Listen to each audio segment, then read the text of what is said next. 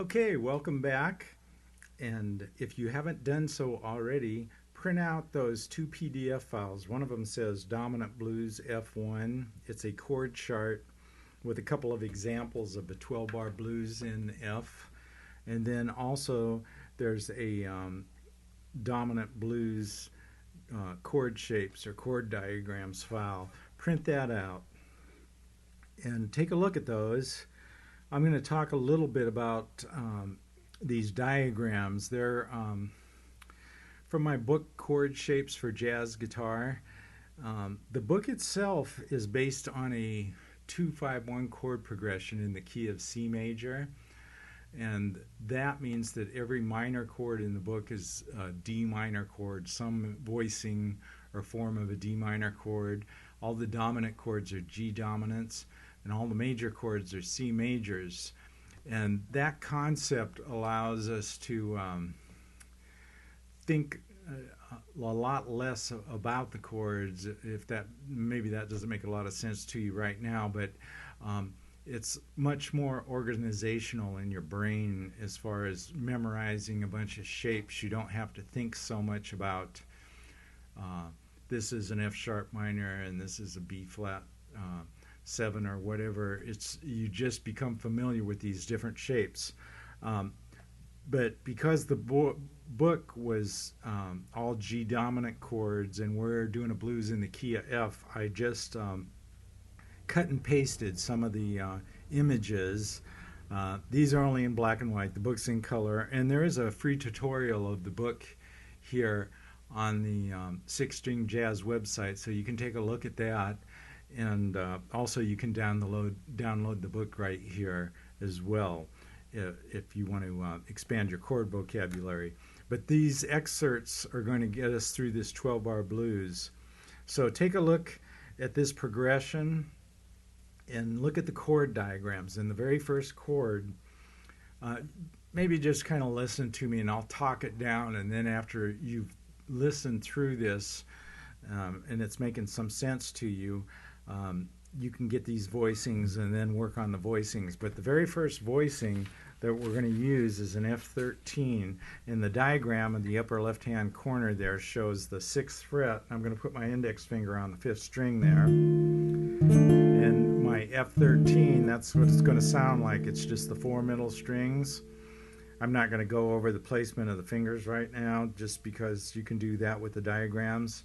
The B flat 9 is the next chord that corresponds to the 2nd bar of the chart. And my first finger is on the 5th fret now. And I'm going to go up to a diminished chord. It's a B diminished.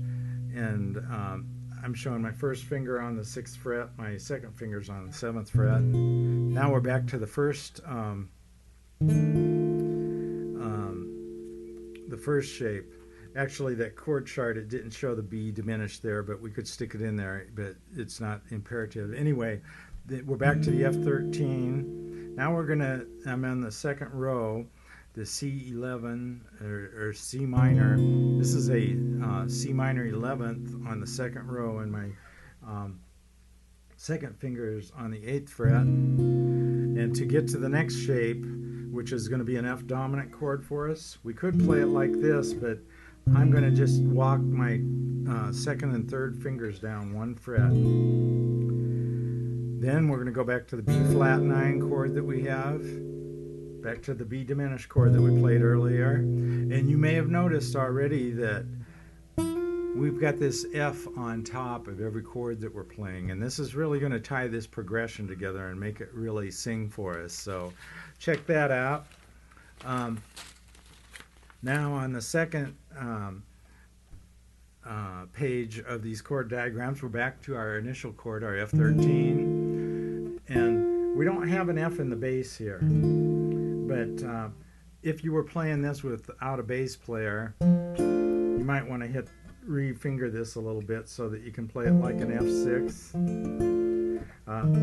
But this is a really important voicing that you're going to use a lot. Anyway, there's our F again, and that's on the 2nd sheet, the upper left-hand corner. Then an A minor 7th at the 5th fret, and a D7 raised 9 at the 5th fret, a G dominant 7th.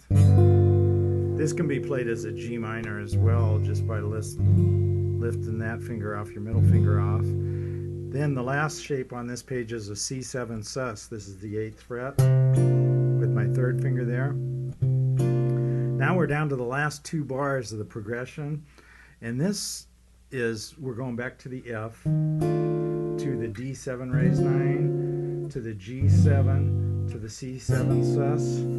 This is what you might call a turnaround, or if you want to use the technical terminology, like a 1-6-2-5-1 in the key of F, and the F is the 1, the D is the 6th, the 2 is the G, and the C is the 5. You want to be able to play this in your sleep. So once you work with these shapes, you want to be able to play these things. Focus on playing the notes so that you get like a real clean sound, a warm sound out of it. And once you can finger those cleanly, then work on the rhythm, you know, being able to change and maintain the rhythm.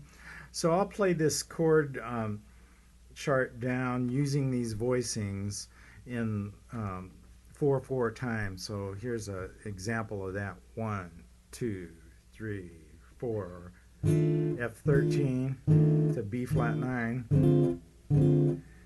Here's our F13 again. Here's our C minor 11 to the F7. Here's our B flat 9. Here's our B diminished. F13 to our D7 raised 9. Here's our G7. Our C7 sus, and this is our turnaround, our F13 to our D, to our G7, to our C7 sus.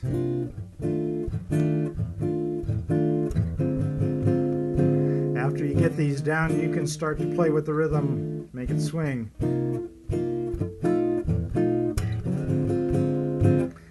Here's our B flat to our B diminished,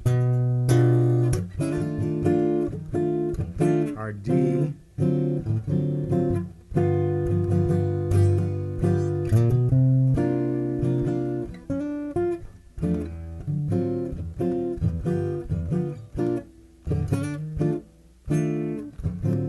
so this, I'm playing the last 2 bars, this 1-6-2-5-1. This is huge. You're going to use this in tons of songs. And the only way to make it sound like I'm playing it is by having these voicings down, you know, so you don't have to think about this. After you get these chord voicings down, you want to toss that chord diagram sheet, or at least set it aside, and the same with the PDF file of the changes. In example 2, there's another video here of example 2, and I'm going to go through that and give you some more tips on how to make this thing swing and breathe a little more life into it. But it's a great progression. Remember, we've got this F on the top all the way. We're going to do this with B flat as well. Thanks for listening, and good luck working on this. I'm looking forward to hearing from you.